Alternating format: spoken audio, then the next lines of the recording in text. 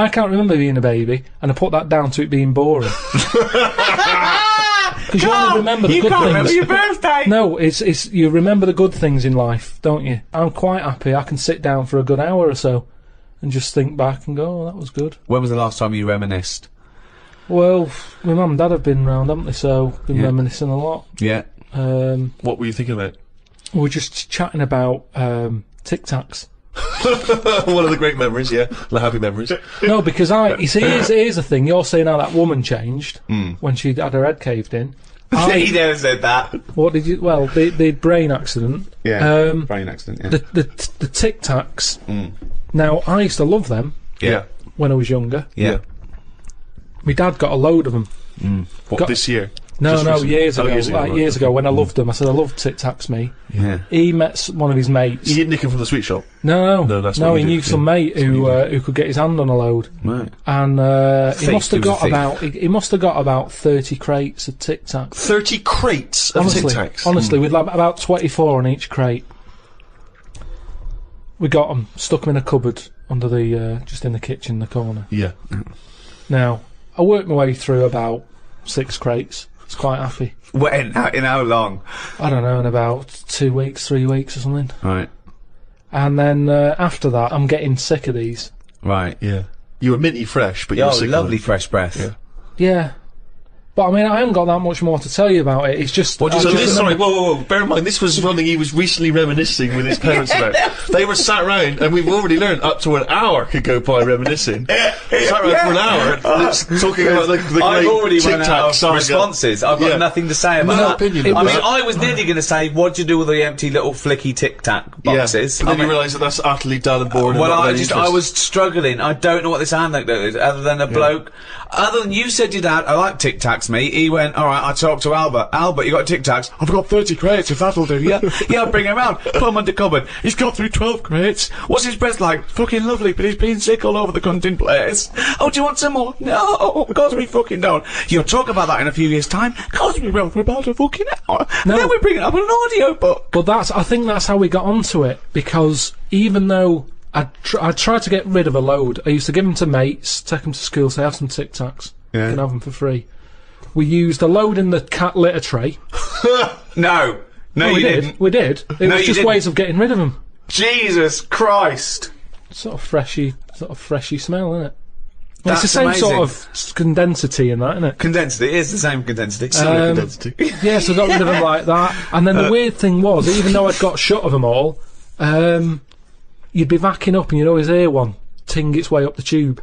It's tinging its way up the tube. It's tinging its way up the tube. It's tinging its way up the tube. Ding tong, ping pong. It's tinging its way up the tube. That sounds like something from Willy Wonka. Oh God! No, it's just I'm just demonstrating that because that's how many of them there were around the house. You'd drop them, they'd go in every corner and that, like Pac-Man or something. They'd be everywhere. You'd be backing amazing. up, tinging it up. Sheila's getting married. Hannah gets confetti. Don't buy any confetti. Go to cupboard under stairs. So yeah, that's a little memory there, isn't it? It is a little memory. Now It's a really little memory. The strange Tic Tac house in Salford, where everything is made of Tic Tacs. Wow, that must have been a hell of a time you had with your parents there. The old Tic Tac No, but it's reminiscence. better. You see, you're saying, oh, what a boring story that is. But when I my see mum you've and dad... re-gravelled the drive. Yeah, smell it.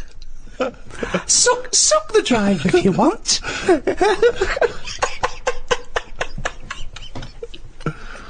Fucking hell. No, but it's different. When my mum and dad are there and they can remember that, and they're going, oh yeah, the Tic Tac incidents and stuff. What's known as the Tic Tac incident. The Tic Tac incident. Let us never speak of the Tic Tac incident. Yeah, I just imagine the clock ticking. There, it's Christmas Day. I go, what are you smiling at? Oh, remember it used to ting up the tube. You should think about selling this to Hollywood. Listen, what do you remember then? What do do I you remember? That's Wow. an amazing thing to That's say. a difficult question to answer. Yeah, I don't. Nothing at all. Why, out of interest though, and this will sound naive, why don't we remember the very early moments of our lives? Why is it because it would be too harrowing to remember the point at which we, sort of born? Because I don't really remember anything from those first few years. Why is it? Is it just because the brain's not fully formed at that moment? I don't know. The memory's not sufficiently developed? I honestly... It's got to be trauma, hasn't it? It's the things... Again, we were talking about me being younger, and the youngest I could remember back to was 1978. How old were you then? When were you born? 72. What, you couldn't remember earlier than 6?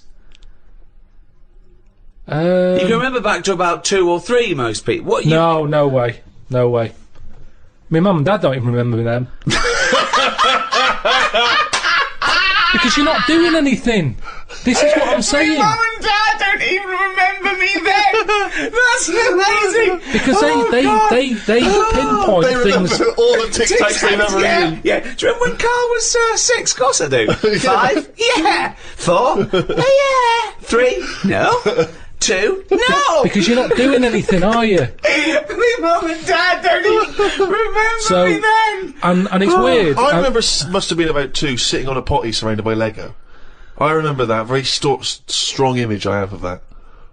No, I don't remember that. No, you wouldn't remember that, would you? You weren't there, were you? What do you mean? What, you don't remember Steve sitting on a potty surrounded by Lego? No, I mean, I can't remember having a potty. I remember having one of them. I'm not suggesting you have the You same used to memory. go in a fucking litter tray. Now I know why, to eat a Tic Tac while you're having a shit. But, okay, so what is your very first memory? The one that cropped up the other day was having my eyes sort of glued together by gangsters. Where's the fucking Tic Tacs? Karl, any more? Oh, tell that story that you were telling me about your dad when he was driving. Well, it's just that you were talking about... Well, I mentioned Forrest Gump. Yeah.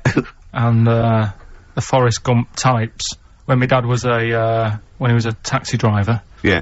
You used to have to sort of do your bit for the local area. Oh God! By taking the Forrest Gump people to Blackpool. Yeah. Is that what they're called now, the Forrest Gump people? Is that what the organisations that support them ask for them to be referred to? A minibus with Life is a Box of Chocolates.com. Well, Forrest Gump types. It must be. So you work with these people. It was the people with learning difficulties. Yeah, and they used to get 5. Coming home must have been a busman's holiday. So he got 5 of them in the cab. Yeah. And they had to go to Blackpool, and 4 of them were really good, you know, behaving themselves, didn't mess about, weren't fighting and stuff, but there was one who was just causing loads of trouble and they couldn't control him. Oh, and what you've got to be able to do with people like that, you don't want them to get stressed out because it's not good for them. It stresses them out, and you could end up with a bit... Thanks, Dr. Karl. You could end up with a bit of a riot on your hands. So he thought, I'll nip this one in the bud right now, and he pulled up just on the outskirts of Blackpool, and he took the one out that was causing problems and put it in a wheelie bin. Oh, no. Oh, I'm sorry. I apologise. He did what? Oh, he did it for the good of the others. He put it in a wheelie bin. He was having a good time. He thought it was one of the rides. Can you stop saying it? Him. Yeah. He you know, he was having a good time, and once he calmed down, my dad went back and picked him up, and he was fine. He had a good time. What, he left him in there the whole time the others were in Blackpool? No, he left him there, not the whole day, probably about an hour and a half. In a wheelie bin? In a wheelie bin. Why couldn't he get out? Because, like, his arms were trapped on the thing. It's one of those... What, he tied him up? No, do you know, like, because he was a big fella, and, like, he managed to get him in so his arms were down the side like that, so he was a bit trapped. Wasn't he screaming and crying and stuff? He was making a bit of noise, but, do you know what I mean? What, you feel served him right? Well, but anyway, I didn't really want to talk about it. He just brought it up because of Forrest Gump. Do his, family know about this? Is this the first time they'd have heard about this? He didn't get asked to do it again. Because he had another problem similar to it where he had a little minibus, and it was his job to take a load of old women to the bingo hole, and it was miles away. And he took him there. There was no problem. About 10 old women in a minibus. One of them was causing trouble, so he pulled over it. No, right, so he took him there, everything's fine, he dropped him off, they had a lovely night, right, they had a lovely night, won a bit of cash, coming back, it's a bit of a late night, and they all started moaning at him, going, I want to be dropped off here, take me there, I want to be dropped off first, I've got to get up early, blah blah, you know, my husband's expecting me, I'm already late, take me here first, take me there, and he just pulled up, in the middle of nowhere, said, get out. And he made them get out, and they all called for taxis. They charged that company who was meant to be taking them home in a minibus, and he got the sack. But a similar sort of story. You can't be dealing with it when people don't sort of just calm down and, like, solve the situation. Yeah. They're just all like, I want to be dropped off first, take me here first, take me here. Yeah, so he acts like a madman. Good. Good. Oh, that was All right, great. we've got to crack on, haven't we, really? We got Says so much.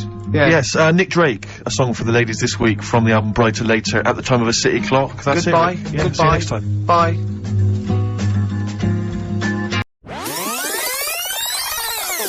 My mum and dad, right, they moved to this little house, right, and they had loads of furniture that they've collected over the years without chucking out, and they've moved to this small house, so they just had too much furniture, right, and they had this double bed, and that was for, like, you know, when friends come round and that, they can stay there, but the problem was he wanted to sort of put these wardrobes in the bedroom, right, that went on either side of the bed. Sort of wrapped around the bed. Yeah, but because the room was so small, he thought, I can sort that out. Yeah. Right?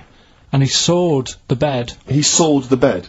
He sawed the whole thing, so you've got, like, your mattress, your bed, and everything. What, he just sliced some off? Like a big sandwich, just cut a bit off the edge. Cut the crust off. How much is that, would you say? About 8 inches, 6 About inches. 8 inches. But hold on, but that he won't cut work. Because it'll all fall out the side, and then what happened to the springs and all the supports and stuff? It'll just collapse. It didn't all come out and that. I mean, it's not the comfiest bed.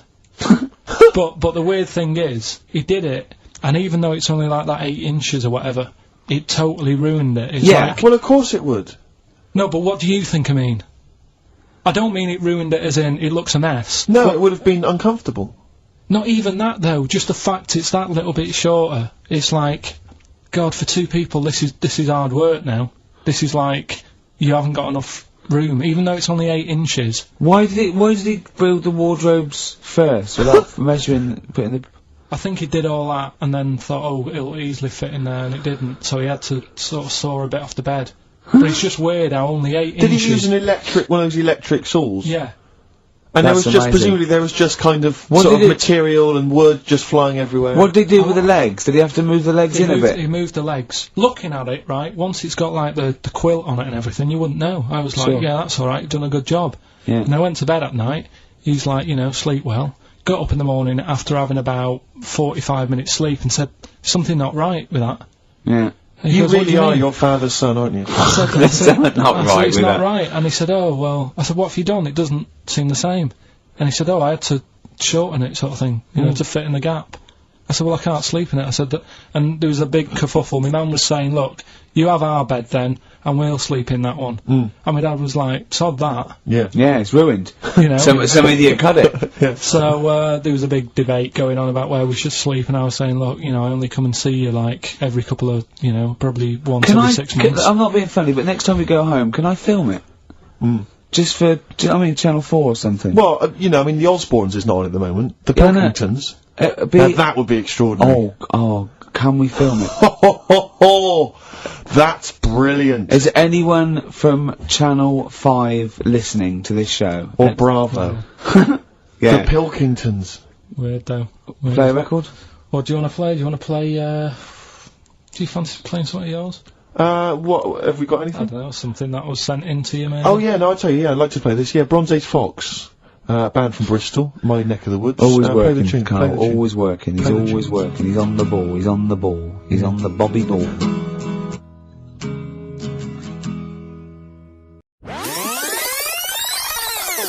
Anne Robinson put in the Welsh into room 101. What, because she didn't like him and that? Yeah, she just said, well, they're going in the, She said it slightly more eloquently than that. Yes, yeah. I can the people or the place? I don't know. I think it was the place and therefore the people. Yeah. What do you mean, yeah? No, well, you know, my mum and dad have sort of, moved from Manchester, they reside now in Wales. Oh, yeah. And it is, Look at his face, turning his nose up. no, but it is pretty depressing. Do you know what I mean? It's just one of them places that, it's like you go back in time and that when you go there. I mean, maybe the major cities there, maybe Cardiff is alright. What, even coming from Manchester, it's like going back in time? It's just, it's like one of them places that it feels like every day is Sunday. Do you know what I mean? It's just depressing and grey and slate Lots of everywhere. vicars walking around going, I'm late. Well, yeah, it's the sort of attitude they have, right? This is true, because my mum and dad live there and that, right? And they love it, it's alright, it's an healthy place to go when you get older and that. But, this is why they don't move on in Wales. Well, I'd just like to make another... Sorry to any Welsh people listening, we're not saying you don't move on. Karl is. No, but... Sorry about the little Chinese shoes again. The thing is, it's good that, in a way, that they do that, and they don't want to be, like, you know, rushing about everywhere, because the way London isn't that great either, is it? Because it's totally opposite here, right? Yeah. So I'm not having a go. It is a bit dull. I think even people who live there will agree with me, right? But, like, one of the shops that my mum and dad use... Right, it's only a little sort of villagey type shop. They can't be bothered staying open for hours and hours, right? Because there's not enough people use the shop. Yeah. So what you do is, they get used to what you buy, and they leave it out. They put it in a phone box outside. They put it in a phone box? Yeah. So it doesn't get wet. So my dad's loving that. Well, Once he found that out, it was like, brilliant. But how is that a bad thing? That's brilliant. Well, it's not for other people, it is for my dad. Because he's picking up all sorts of stuff. Oh, no, he's not! Oh, yeah. He's not nicking other people's shopping. Well, it's not like nicking, is it? Because it's not theirs yet. Oh! And you've stitched him up on radio. Well, of course, because they're going to think, who's that who is there in town with a Manc accent? Who keeps making phone calls? And he's getting fatter. Yeah. That's I love that your dad was excited when he found out. I can't believe that he's moved there. He's retired to this little village where it's based on trust and community, and he is abusing it. He's using his scally Manc ways. Bloody hell, Lakers, there's no bread again. There's old women going hungry. Yeah. The cats aren't getting fed, and your father is just... I can't... That's obscene. That's obscene. Oh, I think it's a die thief. That fella from Manchester. I don't even think they've got Sky there yet, have they? They can't listen. They won't know what's... I think you stitched him right up. I hope you have, actually. I hope he goes down for it. I hope he's hounded out of the community like Frankenstein's monster. Yeah. They should get burning torches, go up to the mansion... Set fire to his cottage. Yeah. Exactly. Right, well... He's out of the choir. Yeah. Tell us about this woman. Well, it was just because you were saying about the, you know, our living... We are broadcasting now, aren't we? This is actually going out, this is live. This isn't as sort of like... Yeah, but you were just talking about how I lived in an odd village. Yeah. With kids with big heads and all that, right? And what I wanted to do... What is that again? There's two kids with big heads. Yeah, they just had sort of big heads and webbed hands and that. They went to school.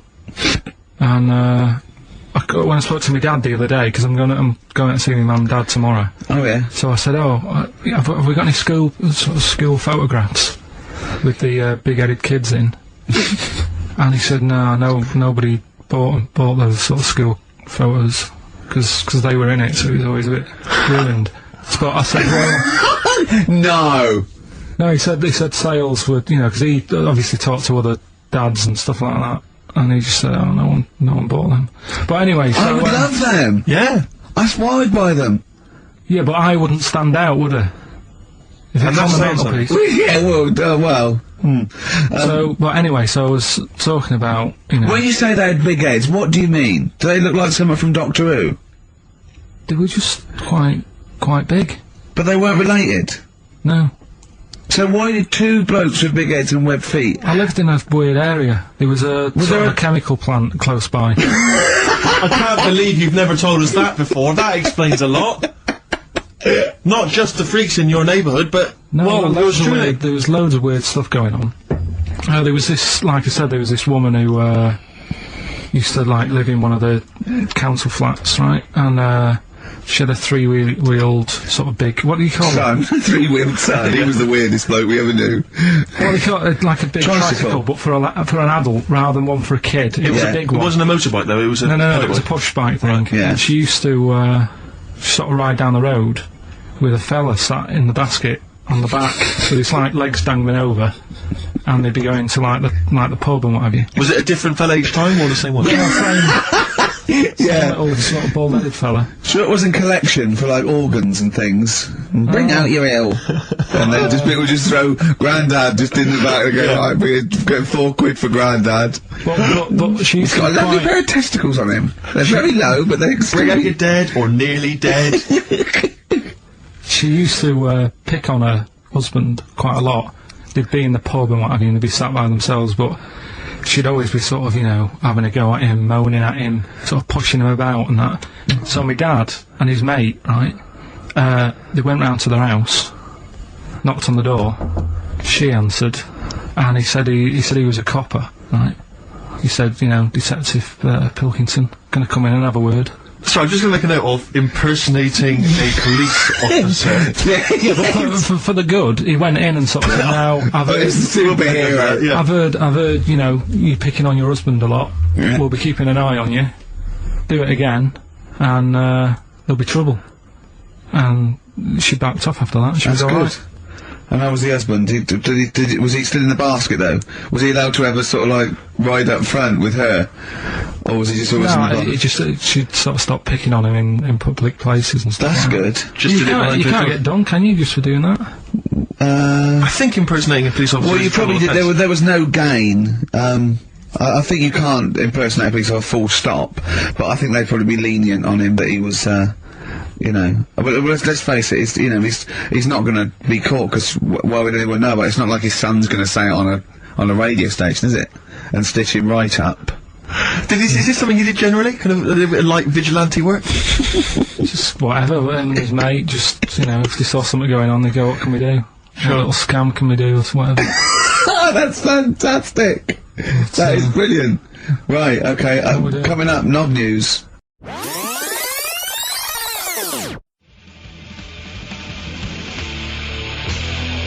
Smashing Pumpkins, Cherub Rock. That, of course, Rick, is available on their greatest hits. Brilliant. If you want. I mean, that's how I rock. So I know they. I'm very much the shape of a cherub as well. Well, indeed. Naked with a couple of and a rosy big arse and a trumpet. Yeah. Do they have trumpets? I don't know. I've just had an email here. Monkey news. Yeah. From a listener. Yeah. Monkey spotted holidaying in Cornwall. A chimp was spotted holidaying in Cornwall last week after befriending a family of 3. One onlooker said, "It was incredible. He dressed and behaved exactly like a human being. He even settled the hotel bill at the end of their stay. The only telltale sign was his lack of table manners and the incoherent babble when he opened his mouth." There we are. So, well, what do you think of that, Karl? That's the listeners, Karl. That's Joanne. Amusing, articulate. Accurate. She remembered exactly who's there and everything, setting in the bill. It's all there. So, I mean, even though people think that you're slightly simian, you know, slightly less than human on the evolutionary ladder, they do listen to you. So, I mean, I don't know who's more stupid in the end, you or the listeners. Well, you may recall, Rick, at the end of last week when Karl had to shoot off early, we issued a little request for listeners just to bombard Karl's email with just pointless emails that really weren't about anything, just to clog up his email for when he returned. Yeah. Rick, they sent them all to us. Brilliant. I mean, that's the kind of listeners that we've got. We've got reams here on our email of just junk. I mean, it's like a Marx Brothers plot, isn't it? I mean, just listen. Listen to what we say. I got one about a shaved cat. Well, that's not pointless. I'll be reading that later. Oh, you're loving it, yeah. I'm happy. That'll keep me going for a couple of weeks. I'll be reading that later. Did you get to the monkey sanctuary? Because this was the big thing. You were going into Cornwall, you were going to visit the monkey sanctuary. I've never seen someone more excited. You had 2 days put aside for the monkey sanctuary. I know. How did it go, Monkey World? We were on our way, right? I found like a little, in the little cottage that we had, right? It's like a little folder, you know, with little leaflets in saying if you're into mountains, you want to go here. Yeah. If you're into castles and that.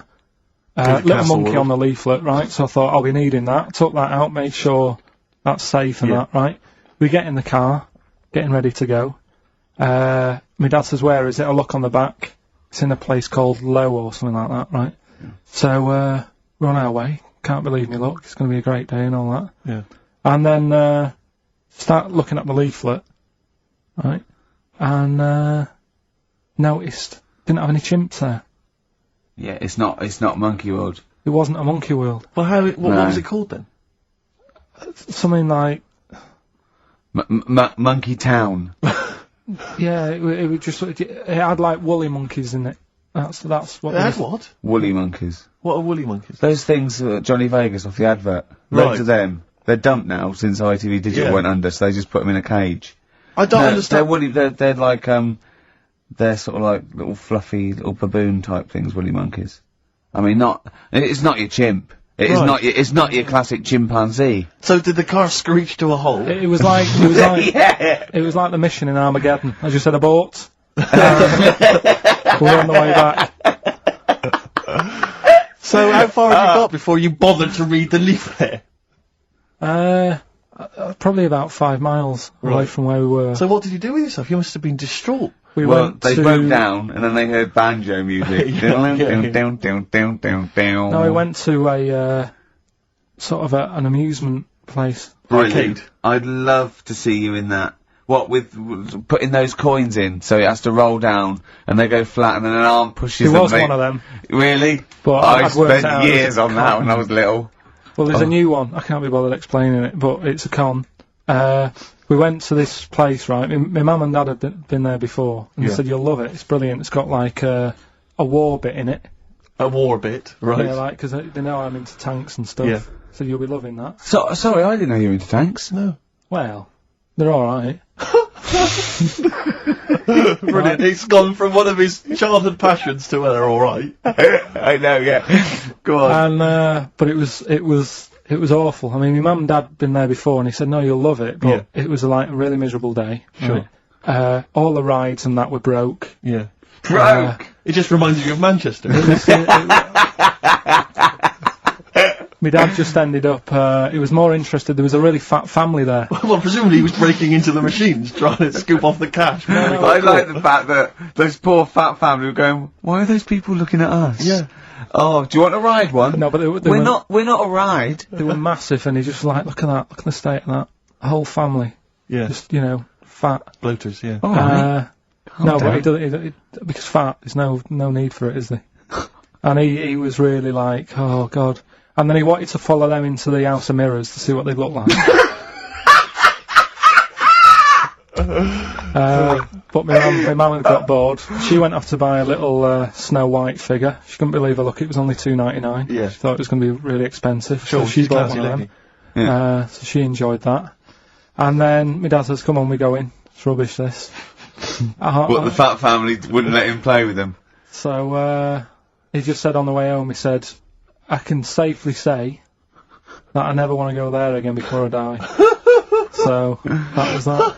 And then we went home. Why would he ever give you that information? In case it was like a secret birthday present. To go, oh god, what if they get me a trip to here? Or if he's in a coma and you go, I'll tell you what, I'll bring him out of it. That fat couple. yeah. By his bedside. Yeah. But Suzanne said she now realises why I am the way I am after spending like a week with them. Well, they told her that they dropped you on your head as a kid, or no, just like the way they act and that. Right, yeah. They were saying things like, Suzanne, so why is the moon out at night and the sun in the day? Oh god. Yeah. Oh god, there's 3 of them. Suzanne, can you tie my shoelaces again? It was the bit when my dad said, "Don't waste money on a coffin for him. Just put him in a bin bag." Your father said that about himself. Yeah. Oh, well, that's a great idea. I'm glad you mentioned that, because That is great. that gives me an idea. Karl, I love that look of Karl. Karl is looking back and forth. You know when you sort of you go to a cat and it looks back and forth between 2 people. That's very much like Karl's looking at us now. Or when, like, a child sees a midget or something in the street. They're just transfixed, aren't they? And the parents go, don't stare. When we were pushing Ash, yesterday, our producer's in a wheelchair, and we were pushing him He's through not the a midget, we should make that No, he's clear. not a little midget. He's not tall. But we were pushing him through the VC, and this little kid just came up and just stood in front of him and looked at him. Yeah. I just laughed. It was funny. Do you do that? I imagine that you get caught staring at things. Yeah, do you go up to people with problems and go, Mummy, is that a monster? Well, I was telling you one about when I used to go with my dad in the taxi. Oh, yeah, What tell us happened? this story. Well, Your father was a taxi driver? my dad he had loads of jobs, which he did back then. They don't do that anymore, do they, people? They don't Have a do variety of loads jobs? stuff. Sure. But at one point, he had a black cab, and I used to go with him. Used to get a beer crate and put it in the front of the black cab, and sort of sit just next to the meter. And anyway, we got this call, and like the guy on the end of the radio said, "Oh, you've got your son with you, haven't you?" So he said, "Yeah." So it's just like, we've got to pick up at number 11 Village Lane or whatever. And he said, "Oh, all right." And it was this woman. It was like a woman version of the Elephant Man. Wow. The Elephant Woman. Yeah, it looked like... it was really strange, because I was in the front of the cab, and when you're a kid, if something looks odd, you're a bit scared of it, aren't you? Yeah. And my dad was like, "Look, be alright." And we're driving towards her. Look, don't worry, son, I've got loads of buns. And just to I think I'll just throw one down the street if you run after You're it. being mean, right? I am a little bit, So yeah. how old were you, 18? No, I was about 12 or something like that. 11, 12. And as we got closer to her, it looked like she was holding like a bag of spuds on her shoulder, For a snack. Right. and her head was all a bit mangled and messy and that. And my dad said, "Whatever you do, don't stare at her face." Yeah. And she got in the Because you back. turn into stone. She got in the back, and I had like the mirror, the driver's mirror thing, and sort of having a look, trying to work out. And he said, "Don't stare at her face." I couldn't work out where her face was. It was that weird. Oh, God. So I'm not sure you're from Manchester. I think you're from, like, Narnia or something. Yeah, you got frog boys walking around. the Lord of the Rings. That got, like, the claws of a lobster and the head of a toad. Yeah. And you got women getting in with spuds for heads. I mean, what This is sort not of, what Manchester. is This is not the place you grew up. This Yeah. is Oh, you can't believe it in London, can you? You come down and go, look, symmetry. It must be amazing. It must be a thing to do with upbringing now, mustn't it? And because again, do you know, I've said to you before, years ago when I was a kid and didn't have any worries, good-looking lad, you go through it a bit, have a few more worries, and you look knackered. Now back there's a lot more worries and stuff, so you get a lot more freaks. Whereas in London, everyone's like happy, aren't they? I love the fact that stress can cause your fingers to fuse and your heads to grow. No, but if She must have been really stressed to have a head like that. Yeah. She was Thanks, was she an accountant or something? you know what I mean. But what did she do? What did she say? Where was she going, by the way? She couldn't speak. London Zoo, please. I think she was going to like To the pet fair. shop. Seriously, honest to God. On my mum's life, she was. Because at the end of the day, that's a good thing with animals. They don't judge you, do they? She's not She was an animal. She's a human being. Not actually an elephant. No, but You know the Elephant Man was not actually an elephant. You understand that? He's got no elephant genes in him at all. No. That was just a cruel name people gave him. Yeah. No, it's the name of the disease, isn't it? Elephantitis. Look, so listen. So this woman, why was she going to a pet shop? She was going to a pet shop. What, to find a husband?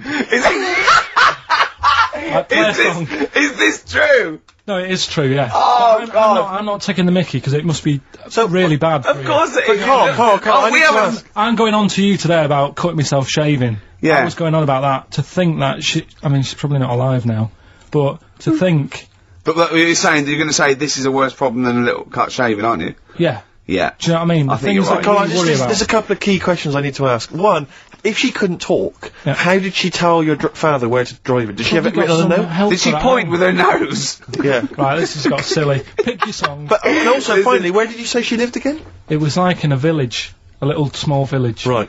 Just hidden out of the way. All I'm saying is we could maybe get like some sort of coach, book some coaches, get a coach party up there to have a look at her. So Take some photos. And now You can make some lemonade. the offspring of a woman and some spuds. Please enter at your peril. Give me a shiny shilling. Wow. Oh, that's terrible. Well, I'm going to play a little bit of Teenage Fan Club song for the lovers here. We left it very late, which has been just rapping with Karl P here, and this is I Need Direction.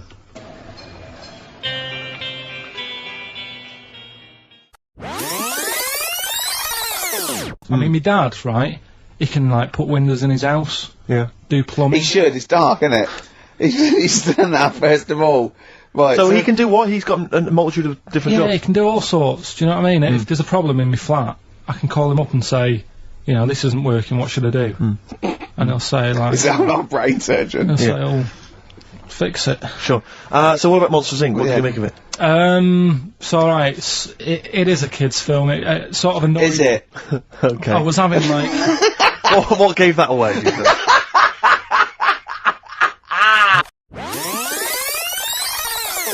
Could I just say also that I do not advocate the use of vices on friends' heads. It's dangerous. Do not squeeze your mate's head in a vice. That's just between me and Karl, and you know. And he's an experienced annoyer. And he probably wouldn't let me do it, to be honest. I have to offer him an awful lot of money. Also, do not smoke. There's no point. And floss. I wish I'd flossed when I was a kid. Also, if you've got a bicycle or anything like that for Christmas, please wear the correct safety gear. Whoa. What? Well, I got a bike as a kid, right? And my dad, you know, I think the helmets used to come with them and what have you.